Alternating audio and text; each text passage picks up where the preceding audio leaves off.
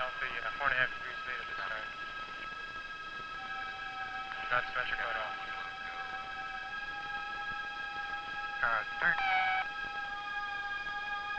There are many things in the history of the world that were once thought to be impossible.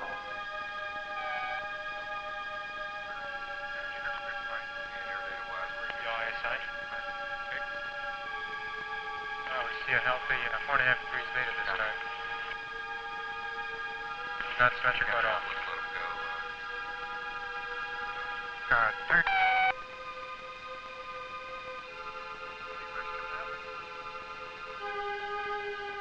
As our Earth speeds around the sun at over 60,000 miles per hour, we are coming to realize more and more that many of the obstacles and problems that daily confront us are, in reality, merely opportunities.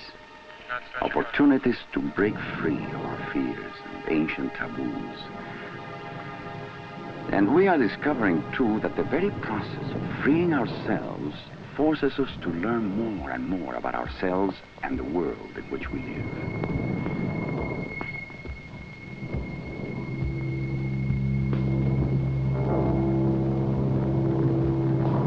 For an awful long time, 2,000 years, people assumed that there was a schism between the mind and the body. There was the intellect and there was emotion. But only until recently do we realize just how much of the time we actually influence the ongoing physiological activity in our own bodies by what we think about. Oh, every stimuli in your environment that impinges on an organism is reflected to some extent physiologically. At the National Aeronautics and Space Administration, a number of scientists are deeply involved with programs that foster the development of the mind. As a psychophysiologist, I study the ways in which people adjust to stressful environments. And working within the space agency really affords a rather unique opportunity for a psychophysiologist to see people working at the limits of human capability. If it's possible to understand the ways in which people adapt to the unusual environment of zero gravity, sustained weightlessness, sustained long-duration manned spaceflight, then it's possible to understand really how people adapt to unusual environments on the Earth.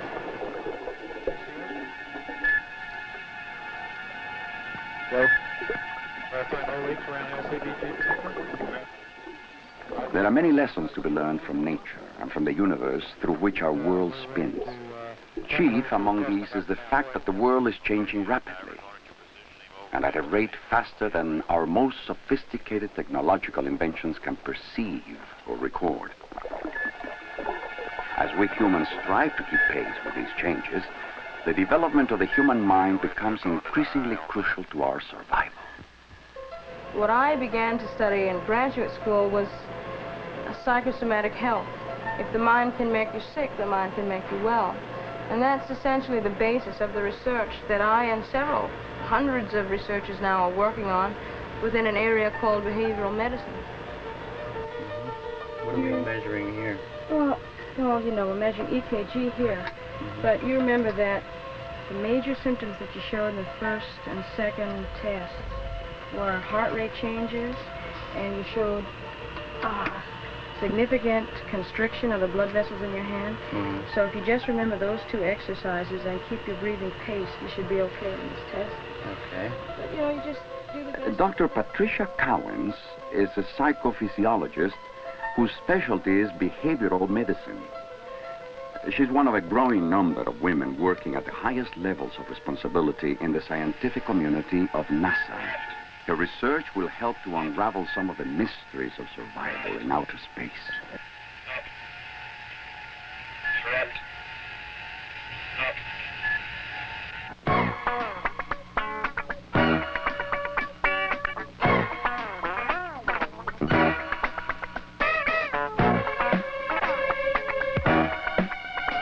Long before astronomy became a science, people gazed into the flat... Okay, pick up. Or start again. First take. I write and produce the NASA space stories, the special reports and the space notes, which are radio programs that go out to about 2,000 stations throughout the nation.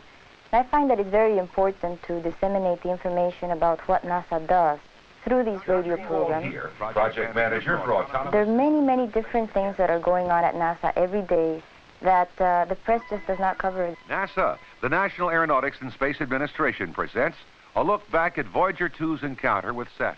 Well, one of the aspects that I enjoy the most is the actual interviews with the scientists. I find that sometimes it's difficult because they tend to speak in very scientific terms.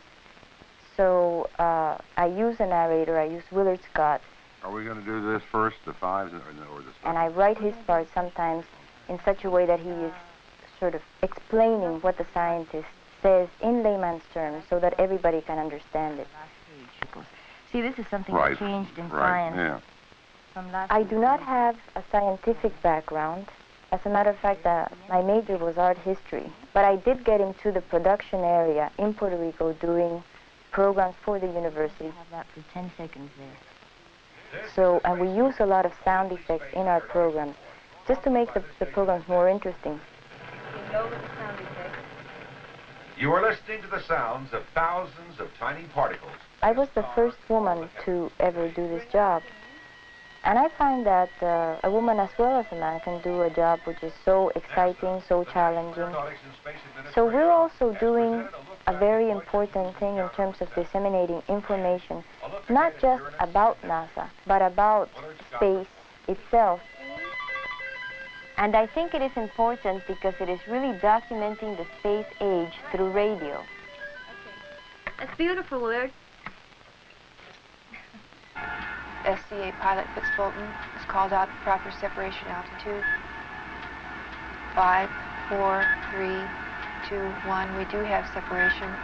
Chase planes are calling. Clear. The orbiter has nosed over and is now on its way to the final descent to the runway. It was in the early days of the Space Shuttle, when it was first testing its wings, that women and minorities began entering the professional ranks of NASA.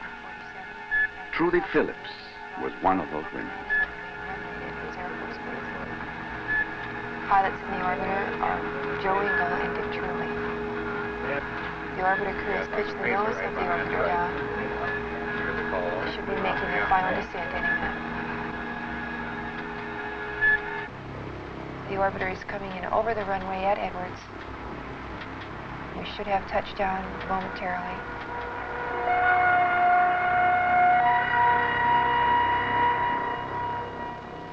The more you think about it, the more apparent it becomes that human intelligence will be of increasing importance in the future survival of the human race. On this spaceship called Earth, we are learning to respect that intelligence in whatever form or color it appears.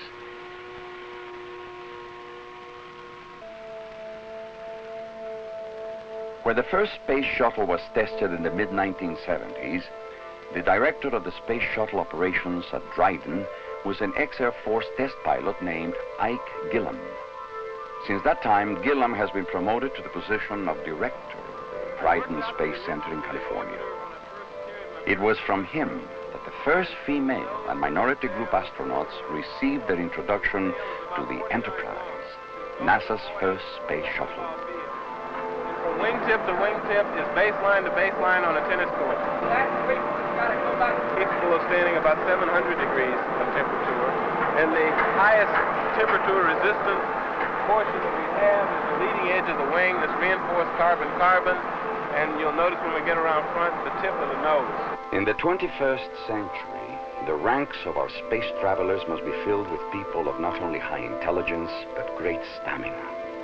Because the challenges of outer space will be many. Each one of those challenges will represent a seed of opportunity for human growth.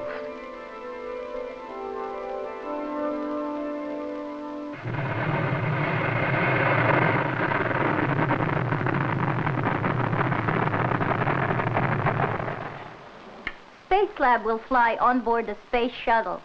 When Shuttle launches, all the people flying in it, the astronaut crew, the mission specialists, and the payload specialist will be on this end of the shuttle. Now, once it's in orbit, the payload specialist and the mission specialist who will be working with the experiments will move from this end of the shuttle into the space lab compartment. This features a pressurized module where the scientists will be able to work in a shirt sleeve environment. This truly allows for them to do experimentation in space that's never been done before. I'm part of a team which is called the Space Lab Data Processing Office here. And the purpose of our office is to put together a data processing facility that will capture and record and process all the data coming from the experiments on board Space Lab. I'm originally from the Philippines. I have a degree in mathematics and physics from the University of Santo Tomas in Manila, Philippines. With my background in mathematics and physics, it was easy enough to pick up the kind of knowledge and experience needed to work in the data processing field, which is what we do here. When I first started, I think the opportunities for women were not as well publicized then. And now I see more and more women working in these areas that I'm working in. In fact, we have a contractor that now works for us that's developing the software. And a lot of the workforce, a good majority of it, consists of women. So I think since I first joined NASA to this point, there has been a tremendous improvement in the hiring of women in the scientific and technical areas. The SIP's digital data release to ESA.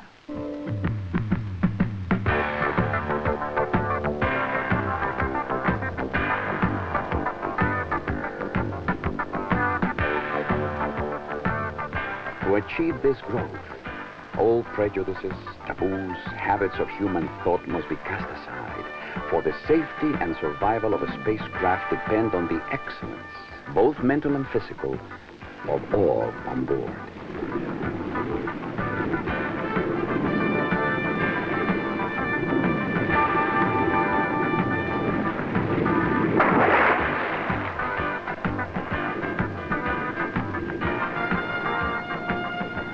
How do these newest space travelers feel about being astronauts?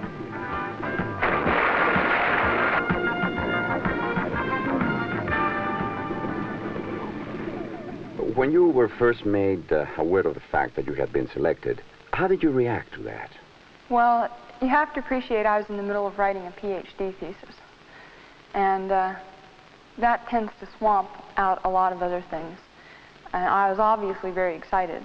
And I remember the morning and the whole day, in fact, quite well. And was very happy and very excited. But then all the press activity took off at such a tremendous rate, too, that that sort of masked over personal celebrations and personal reactions. It was an incredibly busy and exciting day, but it was just a great big blur, too.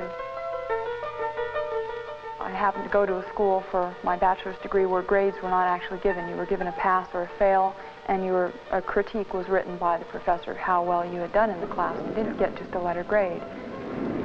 By the authority vested in me by the Senate of Dalhousie University, I admit you to the degree of Doctor of Philosophy with all the rights and privileges thereto pertaining.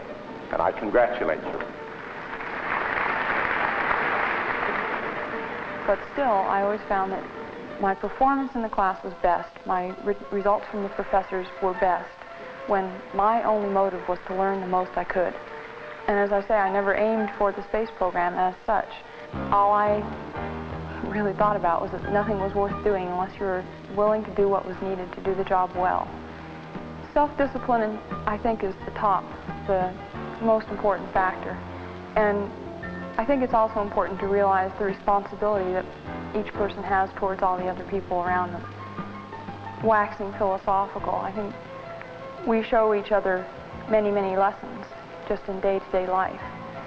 And we can learn a lot from each other. We can give a lot to each other. And that will only reach its highest point if each of us individually tries to do the best we can. That's true for a high school exam or a PhD or being an astronaut. You can't just do it for yourself. it does count.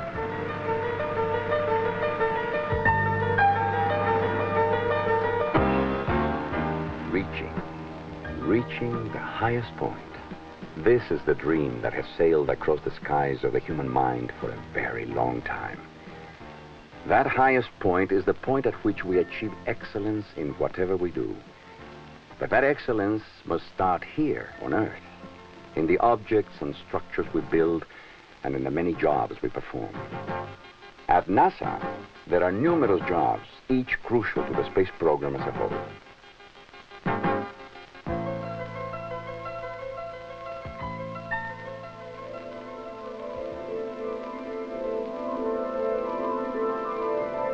I monitor hazardous operations such as construction sites, making sure that they are following OSHA standards, the Occupational Safety and Health Act.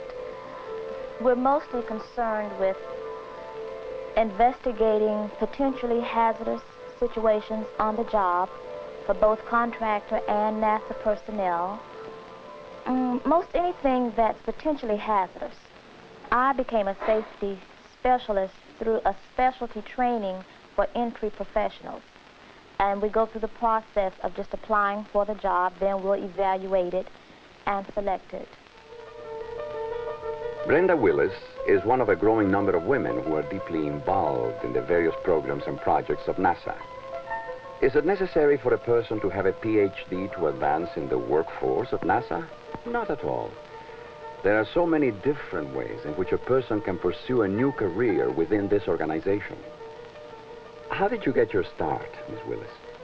In high school, they have the program, where they would go around and recruit students that were interested in the secretarial field who had had some experience in typing and shorthand and things of that nature. And I started out in the clerical field with NASA. And by taking the civil service exam, I came into NASA as a clerk typist and just worked myself, right up through the ranks by going to college in the evenings.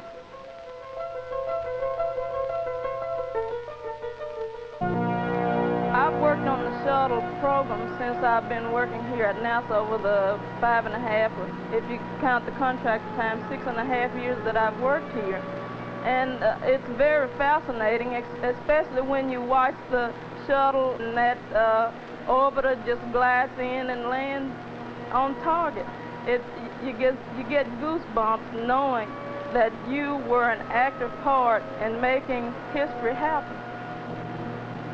Well, the space program has always held a fascination to me. I can remember that when they first landed on the moon, we sat up all night. My mother was making hot chocolate, and she was sitting there, and all of us kids were sitting around the television set waiting for the purple people to come out and eat up the astronauts. So I have to admit that I never believed that I would actually be here taking a part in all of this technology and all of this going to the moon and unique happenings. Shirley Chevalier is an electrical engineer on the space shuttle. Shirley Chevalier, how did you become an engineer? I graduated from a high school that had a senior class of about 38 people, and it's a central Texas town of about 2,000 people. So if you were considering a profession, you either had the doctor, who was a role model, or you had the school teachers who were role models. And I was afraid of the sight of blood, and teachers didn't make enough money. So my oldest brother was in his sophomore year in college, majoring in civil engineering when I graduated from high school. So about that time, he asked me, well, what are you going to do? I said, well, I imagine I'll go to college. He said, well, what are you going to major in? I said, I don't know, maybe engineering. He said, well, forget it. Said, I'm a fella, and engineering is rough for me. Said, I don't think you could make it in engineering. And I said, well, I think I can. He said, anyway, which one are you going to major in? And I said, well, how many kinds do they have? And he says, well, there's civil engineering, architectural, mechanical, and electrical. And I said, which one is the hardest? And he said, electrical engineering. So I said, okay, I'm majoring in electrical engineering. And I graduated in May of 1971 with a degree in electrical engineering.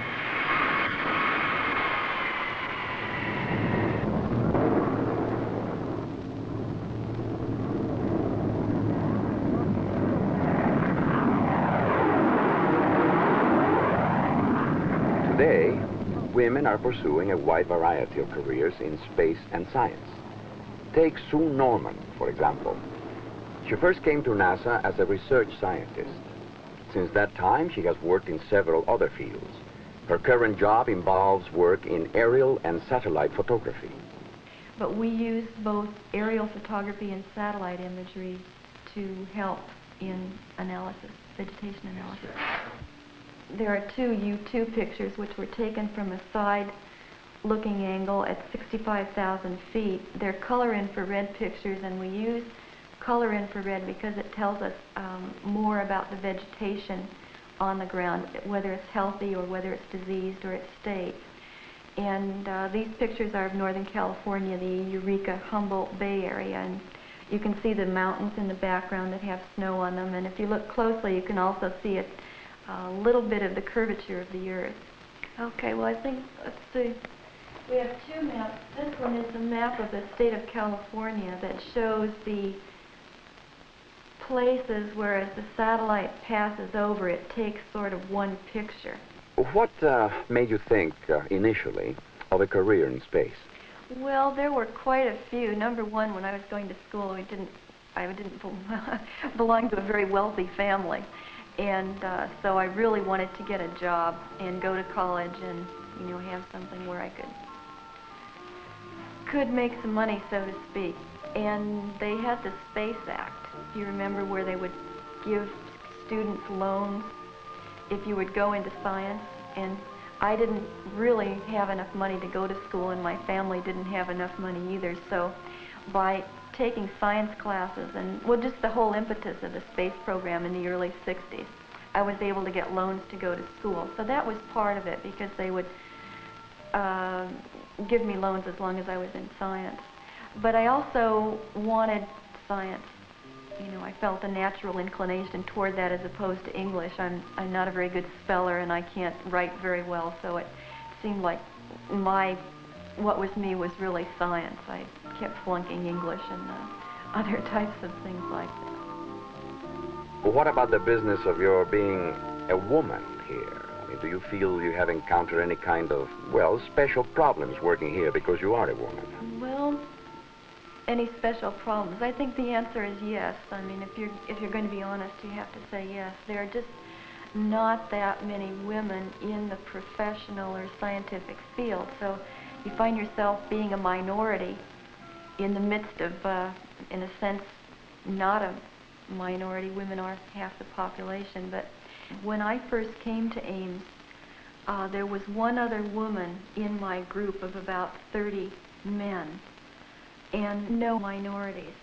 The present group I'm in, as you can see, there are a lot of women, and just having the opportunity to talk with other women and share experiences, at least for me, has been really helpful and kind of fun too. And I think in that sense it is changing. The world is changing rapidly, and so are our thoughts about ourselves and those around us. This is Sharon Orkansky. She's a computer specialist at NASA. How did she begin her career? When I went out looking for a job, I had sent out 85 applications, and I went to a lot of different companies in the area. And a lot of the companies were production-oriented, and you do one thing to fit the needs of the company. And when I came here, I mean, I'm seeing simulators and wind tunnels and animal centrifuges and all kinds of neat planes, Learjets. I mean, that's just really exciting for me to work on it. And every job is different. I can't say that I've ever had a job that repeats a second job. I mean, they're all so very different, and I enter a new field every time.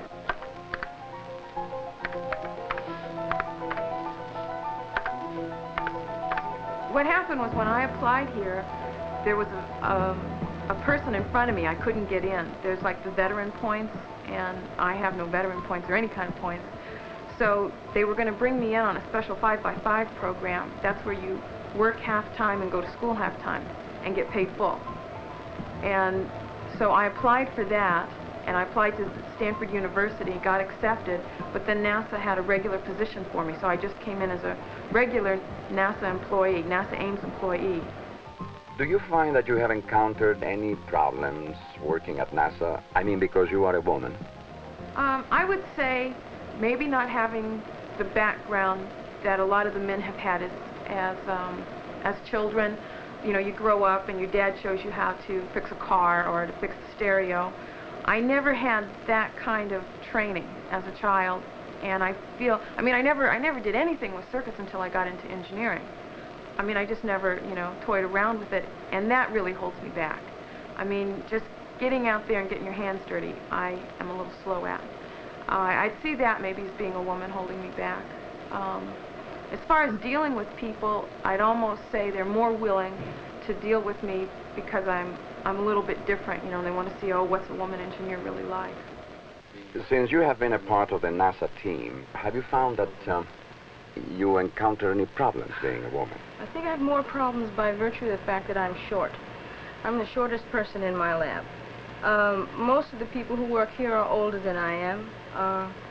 The majority of them are men.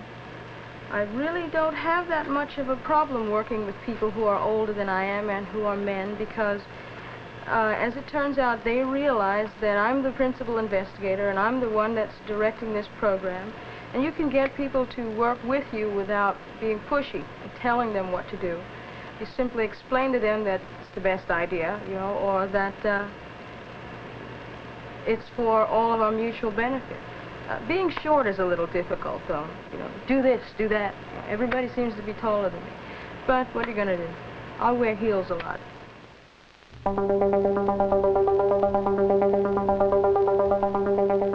As we approach the 21st century, there is much to learn about our world and ourselves. This learning occurs best in a climate of equal opportunity. In that sunny climate, human intelligence, trust, and total commitment can prosper. We become a winning team. For purposes of testing equipment, and we no longer had a need for that. We gave that up about 3 years ago. But that is where the water immersion facility will be built, if you will be. I would like to go into space for a couple of reasons. The space program meets my particular academic needs. Gives me something that's intellectually challenging, also physically challenging, but much more important, I think, that man needs something to dream about. We've explored our world fairly thoroughly. I realize that the ocean's remaining, that that's 3/4 of our world, but there's really just 2 frontiers left, the ocean and space, and I'd like to be part of that effort. I certainly feel that women are here to stay as part of the space program. You know, this time all the women selected were selected as mission specialists. I certainly feel that in future selections with women training as pilots that there will be women selected as pilots. I think we're here to stay. Who is to say who will succeed or fail in any task we Earthlings undertake? For is there really any difference between the minds of males and females? The women of NASA don't think so, and neither does NASA. For it is generally agreed that differences in performance occur when there is a difference in opportunity to learn and to gain experience. When I was picked about a year or so ago to be a backup payload specialist on a dress rehearsal of a space shuttle flight, I was afraid at that time because I thought, well, maybe I really can't do it. But as it turned out, I was picked because of the investigators who had submitted experiments, just as it'll be for an actual flight. The payload specialists, the scientists, astronauts, are chosen because maybe there's some particular characteristic of their own experiments that would make them themselves be the best person to conduct that experiment, and also because their background, their educational background is varied enough to be able to adequately carry out other people's experiments on board. And as we went through the simulation, I found out that I could learn what I had to learn, and that I was doing just fine. Fire.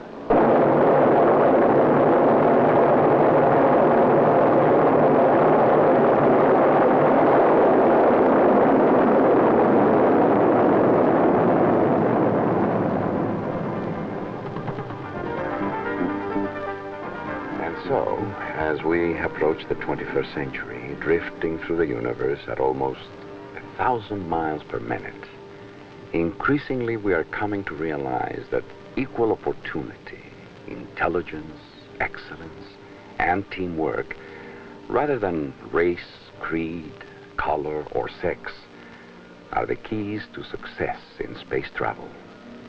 Whether we happen to be aboard the space shuttle or on board our mothership, Earth.